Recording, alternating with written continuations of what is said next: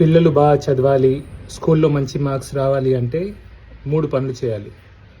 ఒకటి, రోజు కనీసం 1 గంట సేపు 60 మినిట్స్ మనం పిల్లల్ని బయట ఆడనీయాల.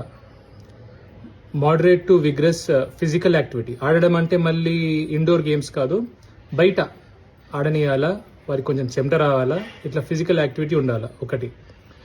2, కనీసం మంచి నిద్ర పోవాలి పిల్లలు. చిన్న పిల్లలైతే 9 గంటల నుంచి 12 గంటల వరకు, అది కొంచెం పెద్ద పిల్లలైతే 8 నుంచి 10 గంటలు. సో యావరేజ్గా ఒక 9 గంటలు అయితే ఖచ్చితంగా పిల్లలు పడుకోవాలా, మనం పడుకోనివ్వాలా. 2. 3, తిండిలో మనం ఎంత వీలైతే అంత తక్కువగా రిఫైన్డ్ ప్రాసెస్డ్ ఫుడ్ ఇవ్వాలా. బయట తిండి పెట్టకూడదు, మనం ఇంట్లో వండిందే పెట్టాలి. స్నాక్స్లో ఈ chips, chocolates, biscuits, ice creams లాంటివి ఇవ్వద్దు. స్నాక్స్లో ఏం పెడతారు మళ్ళీ?